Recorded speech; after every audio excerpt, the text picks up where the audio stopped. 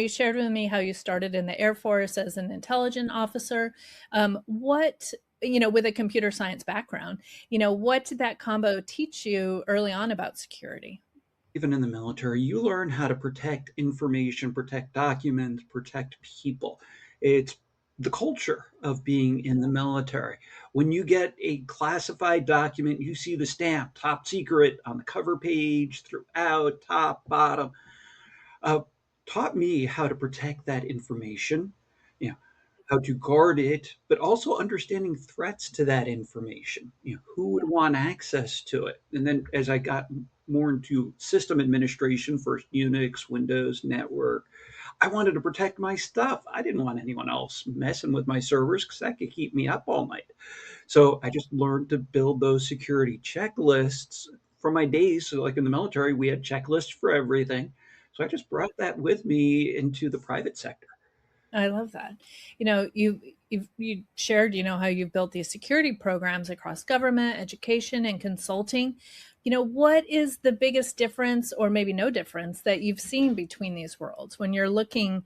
I would kind of imagine at the baseline there's similarities, but then they might kind of diverge, like who needs what. But tell us a little bit, like how you assess when you're looking at an organization what their security framework should look like.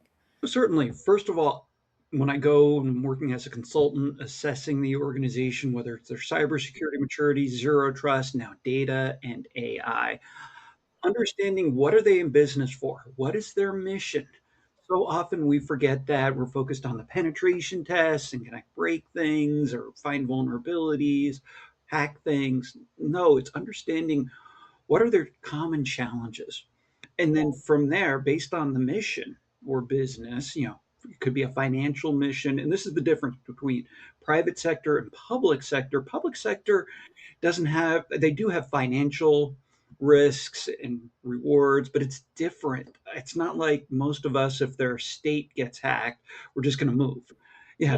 So it's understanding what are their motivations for securing their infrastructure. Like within the government, it's to protect our community, protect our nation, our state, et cetera. Private sector, again, keeping the lights on, keeping the business flowing, bringing in money. So it's understanding that mentality is key. I like that. If you were to describe today's cyber landscape in one sentence for a small business, what would you say? The more things change, the more they stay the same. Oh, that's a good one. What are the top two or three threats that you're seeing that are hitting the small businesses today? Of course, we can't have a conversation in 2026 without talking about AI. And there's multiple threats associated with AI. One being the malicious actor is using AI to make targeted attacks, finding vulnerabilities. For your listeners, if you have not downloaded and read 2026 Verizon Data Breach Investigations Report, otherwise known as DBIR, check it out. Actually changed in 2026. Top vulnerabilities or the top breaches are caused by vulnerabilities, not the human element. But we can't forget the human element either, though, because humans still are susceptible to ransomware and to phishing. So it's really just understanding the dual nature of technology versus human within our current landscape, especially with AI. Yeah. What I feel like I'm seeing more are the email breaches, the people getting into the tenants and the phishing and, the diverting of payments. That is bubbling up much more than, a brute force attack on a device. Where I don't see that as much, but the email, man, that is very frequent right now. Oh, yes, and particularly for small, medium businesses, we don't think about how are we protecting that common communication.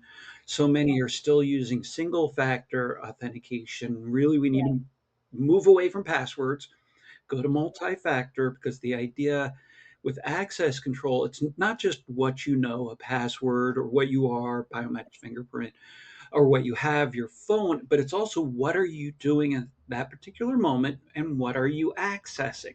And if you don't have a need for it, then you shouldn't have it. You know, keep your permissions as low as possible, and that way you don't get into as much trouble.